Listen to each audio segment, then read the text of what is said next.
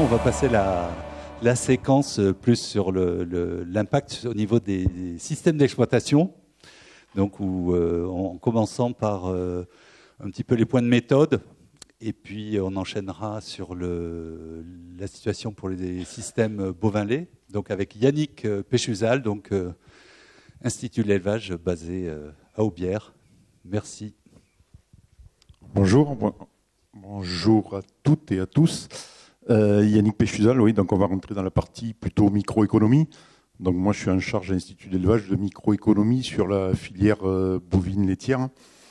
Et puis plus localement, je suis animateur du réseau Inosis Sud-Massif Central bovin-lait, donc avec 5 départements de la région Occitanie et puis 3 départements de la région Auvergne, et aussi animateur donc du réseau Bioréférence bovin-lait toujours.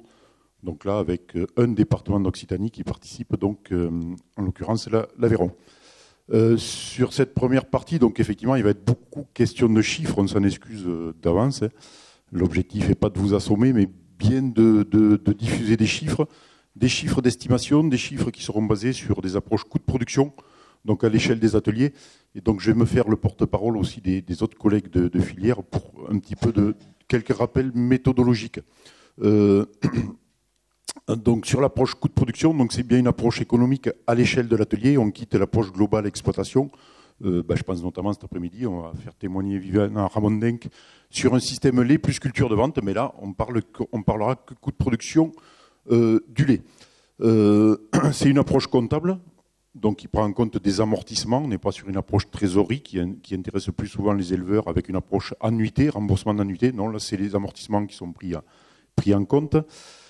Qui compile donc le coût de production, c'est une compilation de 3 niveaux de charges, donc les charges courantes, hors MSA, donc tout ce qui est en gros dépenses de trésorerie sur l'exercice étudié, hors MSA, on va y revenir, donc les amortissements, et puis 3 charges supplétives, donc la rémunération de l'exploitant, du travail de l'éleveur donc à hauteur de 2 SMIC, donc objectif de 2 SMIC qui a été validé notamment dans le cadre des Galim. La rémunération de l'éleveur, la rémunération du foncier en propriété, donc que l'éleveur met à disposition de son atelier laitier, qui est rémunéré à hauteur d'un fermage potentiel, et puis la rémunération des capitaux propres, 0,52% pour 2021, donc au niveau du taux de rémunération du livret A. Voilà, donc quand on empile ces 3 niveaux de charge, alors exprimé en euros par 1000 litres de lait vendu pour tout ce qui est filière laitière, exprimé en euros par kilo de carcasse équivalent pour tout ce qui agneau pour la filière ovin viande et rémunéré en euros exprimé en euros par 100 kg de viande vive produite pour la filière bovin viande. Donc compilation de ces 3 niveaux de charge exprimés comme ci-dessous, ça nous donne le coût de production.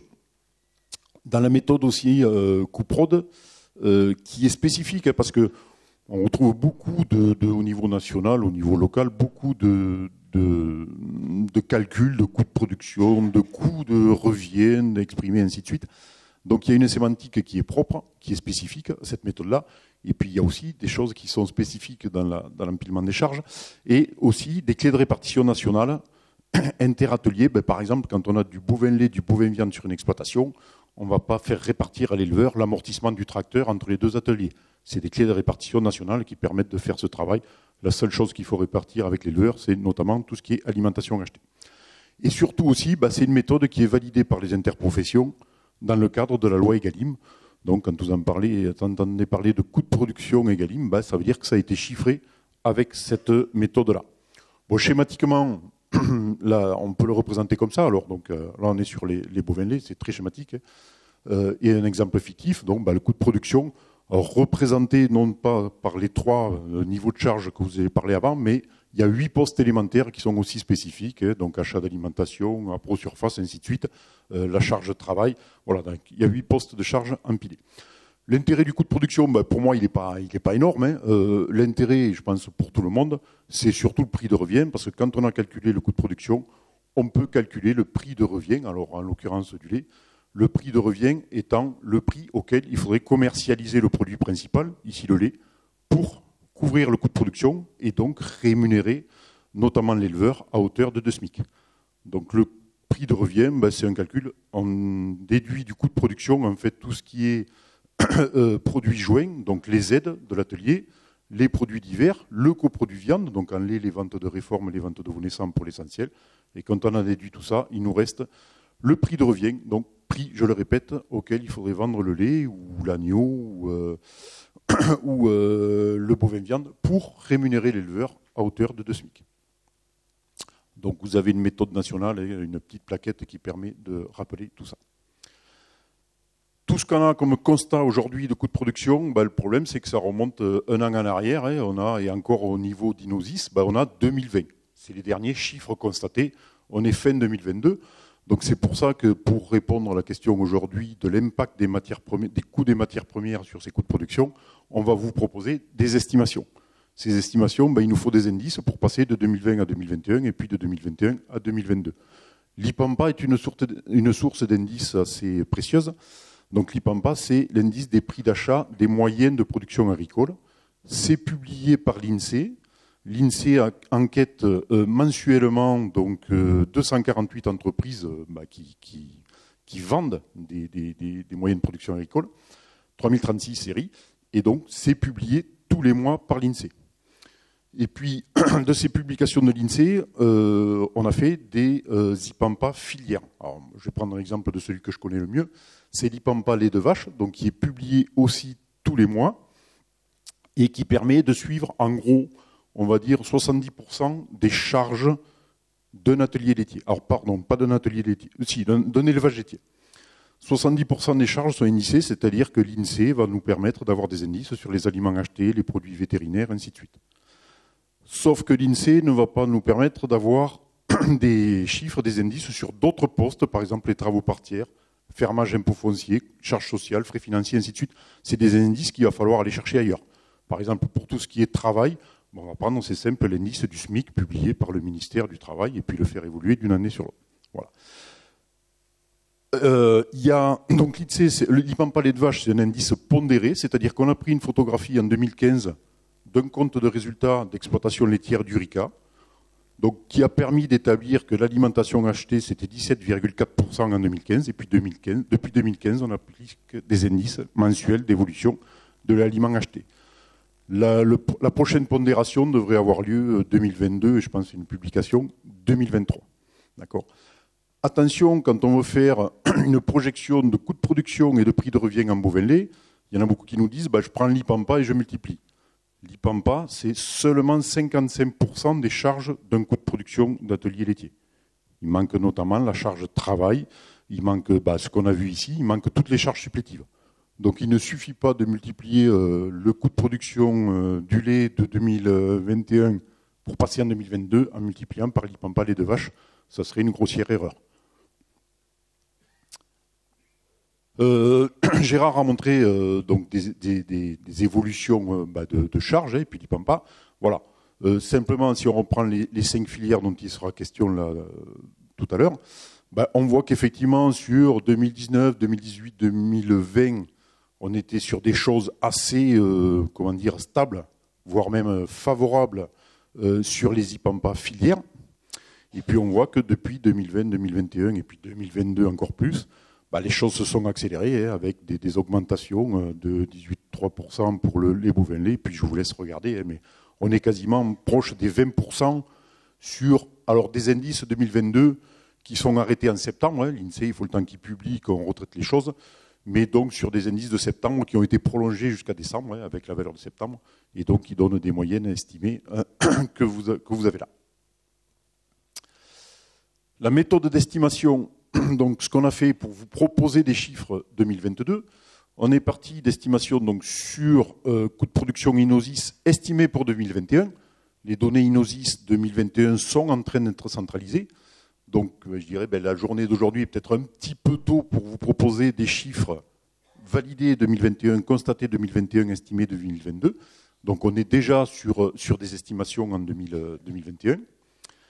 C'est une indexation uniquement sur des évolutions de prix. L'IPAMPA, c'est des évolutions de prix, pas de volume. Si un éleveur a acheté 2 fois moins d'engrais en 2022, ça peut arriver. Nous, on a appliqué un indice uniquement prix, mais il y aura aussi des adaptations. Il y en a forcément en termes de volume d'achat. Donc pas d'indexation sur les volumes.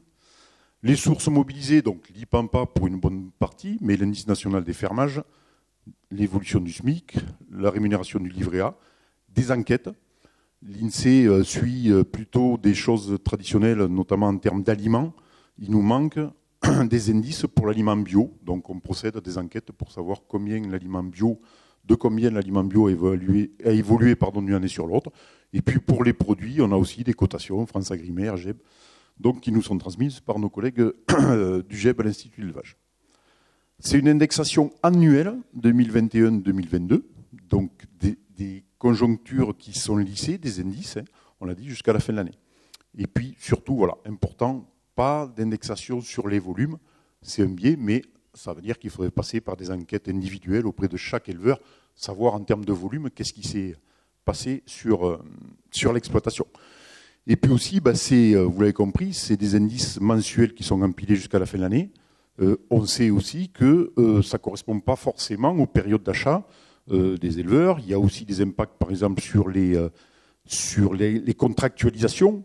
C'est que le tourteau de soja, notamment, il y a beaucoup d'éleveurs qui contractualisent des achats et qui, quasiment jusqu'à mi-2022, étaient couverts avec des prix de 2021. Donc nous, on a appliqué des indices qui ne traduisent pas ces contrats. Alors, globalement, voici le tableau des indices qu'on retient pour tous les postes donc, qui rentrent en compte dans nos approches, notamment sur la partie produit. Donc voilà, on retrouvera les évolutions du SMIC pour le travail, l'indice national des fermages pour tout ce qui est foncier, et ainsi de suite. Bon, je passe les détails, mais c'est vrai que l'IPAMPA, notamment, permet de répondre à beaucoup d'éléments d'indexation. Alors on est parfois obligé de repondérer des indices, de faire des indices de synthèse, notamment pour les travaux par tiers. Une facture CUMA ou une facture ETA, c'est à la fois de la main-d'œuvre, du matériel, du carburant, des frais généraux et puis du travail. Voilà, donc on recompose en fait des indices. Et puis je vous l'ai dit, pour le bio, il y a quelques petites spécificités que l'IPAMPA ne nous permet pas de couvrir. Donc il passe par soit des indices différents, soit par des enquêtes. Voilà pour la partie brièvement sur la partie méthodo. Qu'est-ce que c'est que le coût de production, rapidement, et puis comment on peut essayer d'approcher, d'estimer des évolutions d'une année sur l'autre. Peut-être si vous avez des questions sur cette première partie, ou si les collègues des autres filières veulent rajouter des choses.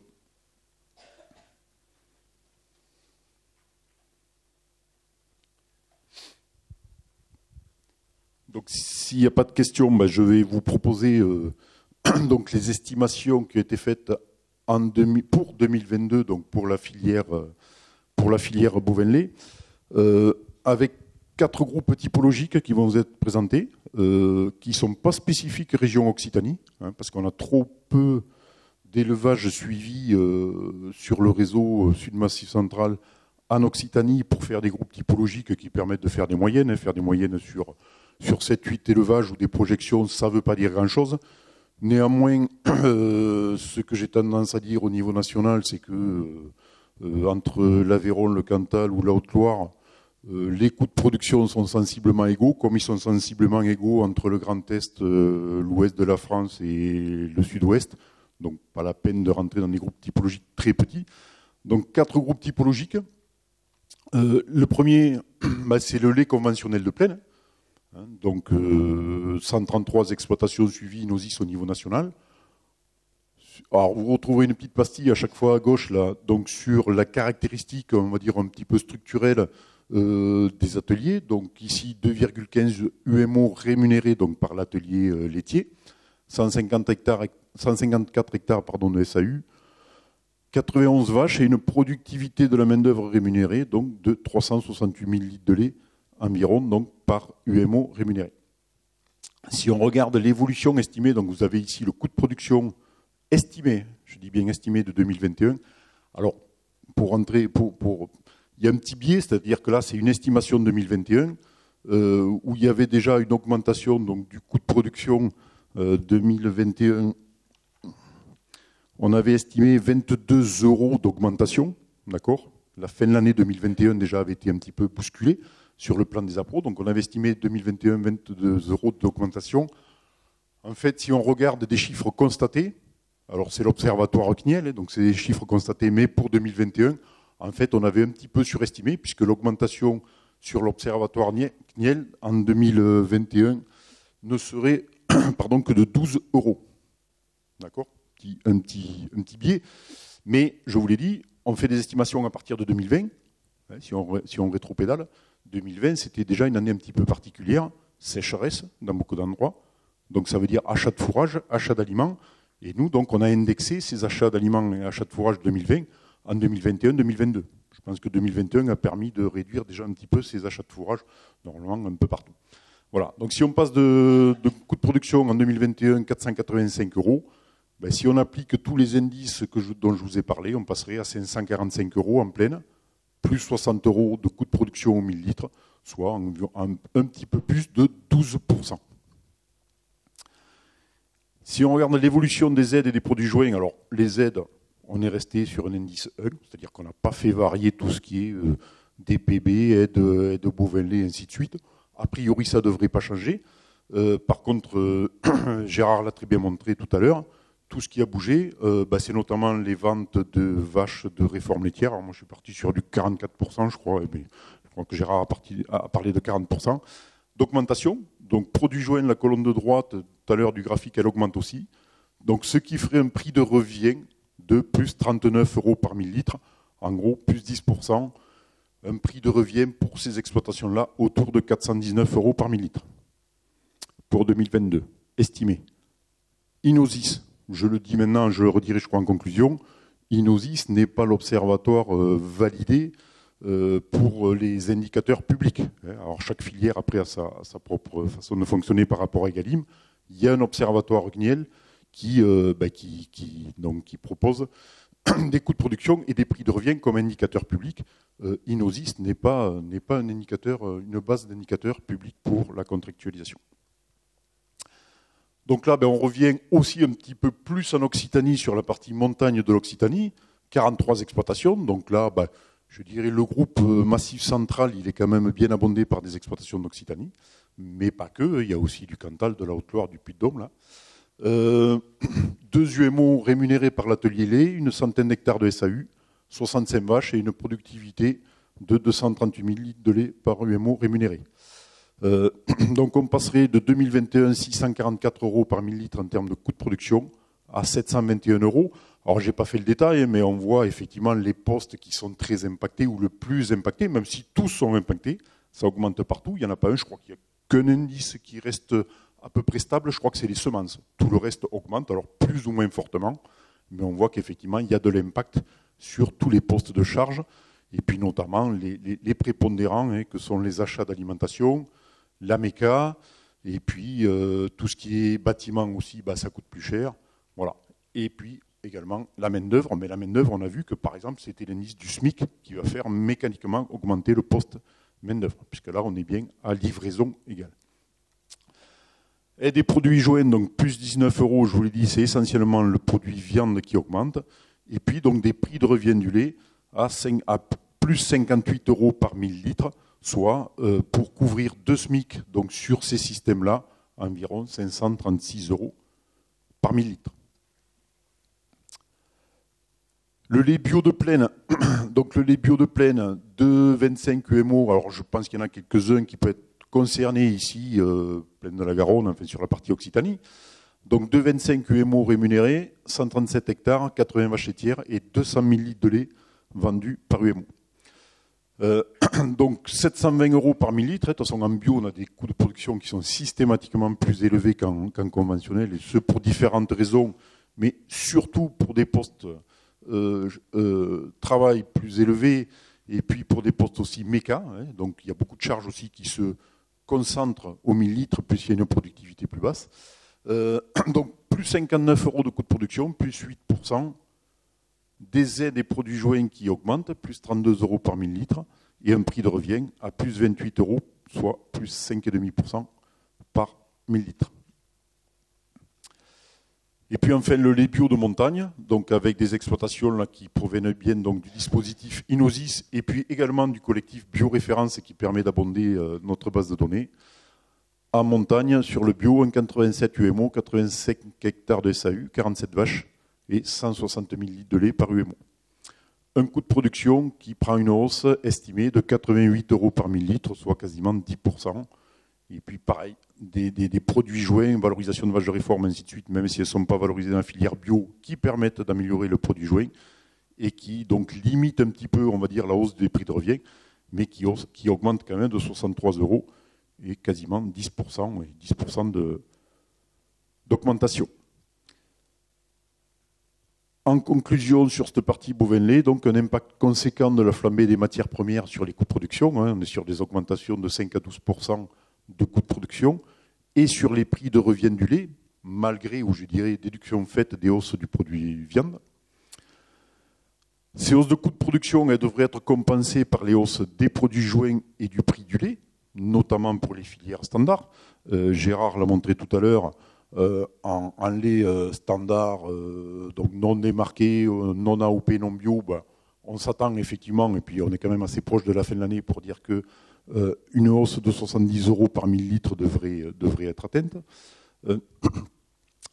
Par contre, effectivement, là où c'est beaucoup plus compliqué, c'est qu'il n'y a pas de compensation possible en filière bio, puisque le lait, alors stagnation, l'estimation que tu m'as fait passer, pour paramètre zéro, on est sur 1 € par 1000 litres de plus pour le lait bio estimé 2022 par rapport à 2021.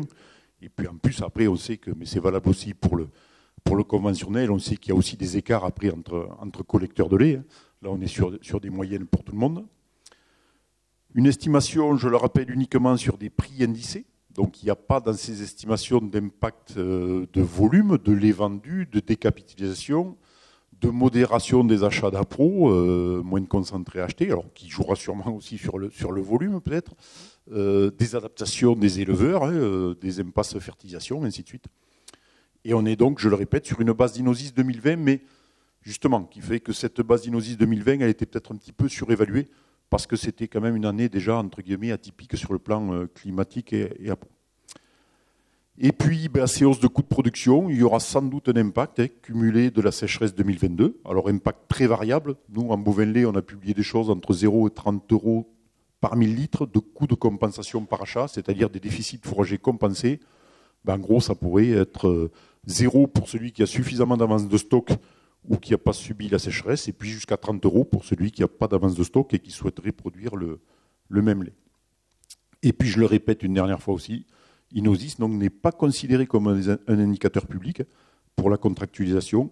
Si vous voulez aller voir des indicateurs publics pour la contractualisation, il faut aller voir le tableau de bord CNIEL 2022, donc info-cniel.com, et vous aurez des indicateurs publics, mais de 2021, puisque pour l'instant, il n'y a pas, à l'heure qu'il est, d'estimation de ces indicateurs d'évolution pour 2022. Je vous remercie. Merci Yannick. Donc on a 5 petites minutes là pour, si vous voulez juste poser une question, sachant que ensuite, comme certains ont eu froid tout à l'heure, on va faire une petite pause qui était prévue, où vous pourrez bouger, etc. Donc il n'y aura pas de café, désolé, mais ça permet de faire un petit battement. Merci. Oui, merci. Non, ça marchait. Bon, bon, je vais, c'est bon. Merci Yannick pour ces estimations. Est-ce que, justement, là on était sur les coûts 2022, compte tenu de l'évolution de la PAC, est-ce que par hasard, au niveau d'Inosis, vous avez fait des simulations en bovin-lait avec les nouveaux dispositifs d'aide sur ces 4 typologies que tu nous as présentées? Alors, on n'en a pas fait avec les collègues du réseau Sud Massif Central. Par contre, il y en a beaucoup qui ont été faites. Je crois que c'était même le sujet de la présentation de l'année dernière. Alors, des choses sur la PAC qui se sont calées ou affinées depuis. La PCA en a refait. Je ne sais pas s'il y a quelqu'un dans la salle peut-être qui peut parler là-dessus. En bovin-lait, il ne devrait pas y avoir un gros impact sur ce qu'on a vu sur les évolutions de la PAC. Alors avec quand même des petites choses qui sembleraient varier, on va dire, du moins 5% à plus 5% en fonction si on est plutôt système intensif. Je vais parler pour la montagne essentiellement. Si on est plutôt système intensif, piémont, maïs, des ségala, de la châtaigneraie, ou si on est plutôt dans les systèmes herbagés, donc là on serait plutôt dans les plus 5% d'augmentation des aides PAC, plutôt les systèmes herbagés, montagne. Voilà. Mais c'est très, très grossier. Je ne sais pas, Jean-Christophe, si tu as des éléments. Voilà. Peut-être sur les veaux sous la mer seront peut-être plus impactés. Ah oui, mais ça sera pour les collègues d'après ça. Bon. Ça va, on fait le petit break et on reprendra tout à l'heure avec Aurélie Blachon sur les bovins viande, puis les ovins caprins.